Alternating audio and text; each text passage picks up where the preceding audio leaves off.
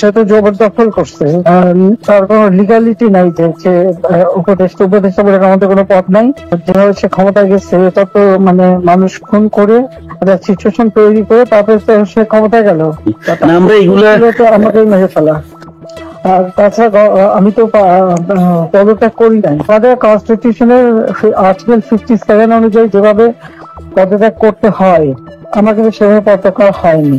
জি, parliamentary সিস্টেমের নিয়ম হচ্ছে যে আমি যদি রেজিগনেশন সাবমিট করি, যতক্ষণ পর্যন্ত মেম্বার্স অফ পার্লামেন্টের ভিতর থেকে মেজরিটি অন্য কেউ যদি মানে অনুমোদন পায় তাহলে সে হবে প্রাইম মিনিস্টার। আর সেটা যদি না পারে দেন প্রাইম মিনিস্টারকে রিকোয়েস্ট করতে হবে ই করার জন্য যে পার্লামেন্ট ভেঙে দেন। তখন পার্লামেন্ট ভাঙে, তাছাড়া কোনোদিন পার্লামেন্ট ভাঙতে পারে না কনস্টিটিউশন অনুযায়ী। রাষ্ট্রপতি এই মতামতটা, এই অভিমতটা, এই যে ওনার স্বাক্ষর, এই অভিমতটা উনি দেখেছেন এবং গ্রহণ করেন। উনি সাবেক প্রধানমন্ত্রী শেখ হাসিনার পদত্যাগপত্র পান নাই। শেখ হাসিনার পদত্যাগ করা কিংবা পদত্যাগপত্র জমা দেয়া নিয়ে নতুন তথ্য দিয়েছেন রাষ্ট্রপতি মোহাম্মদ শাহাবুদ্দিন।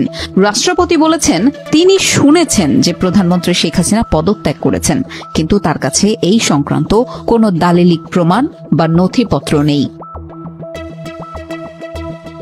মানবজমিন পত্রিকার প্রধান সম্পাদক মতিউর রহমান চৌধুরীর সঙ্গে দেওয়া একটি বিশেষ সাক্ষাৎকারে রাষ্ট্রপতি মোহাম্মদ শাহাবুদ্দিন এমন মন্তব্য করেন। সাক্ষাৎকারটি গত 19 অক্টোবর পত্রিকার রাজনৈতিক ম্যাগাজিন সংস্করণ জনতার চোখে প্রকাশিত হয়।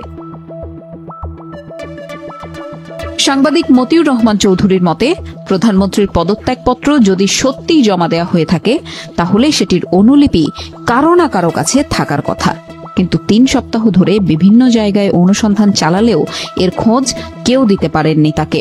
এমনকি মন্ত্রী পরিষদ বিভাগেও যোগাযোগ করা হয়েছে, যেখানে সাধারণত প্রেসিডেন্ট, প্রধানমন্ত্রী ও মন্ত্রীদের পদত্যাগপত্র সংরক্ষিত থাকে, কিন্তু সেখানেও কিছু পাওয়া যায়নি। তাই শেষমেশ রাষ্ট্রপতির কাছেই সরাসরি এর উত্তর জানার সুযোগ মেলে। সংবিধানের 57 ক ধারা অনুযায়ী প্রধানমন্ত্রী পদত্যাগ করলে রাষ্ট্রপতির কাছে পদত্যাগপত্র জমা দিতে হবে, কিন্তু রাষ্ট্রপতি জানিয়েছেন তার কাছে শেখ হাসিনার কোনো পদত্যাগপত্র বা সংশ্লিষ্ট কোনো প্রমাণ পৌঁছায়নি। রাষ্ট্রপতির ভাষ্যে, আমি বহুবার পদত্যাগপত্র সংগ্রহের চেষ্টা করেছি, কিন্তু ব্যর্থ হয়েছি, হয়তো তার সময় হয়নি।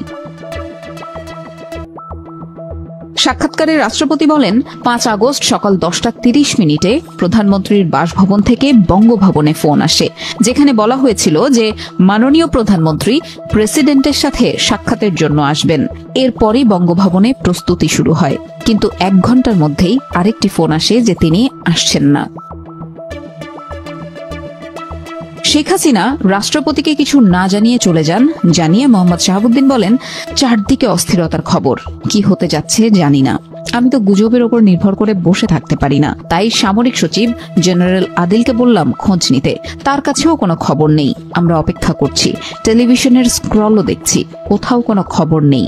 এক পর্যায়ে শুনলাম তিনি দেশ ছেড়ে চলে গেছেন, আমাকে কিছুই বলে গেলেন না।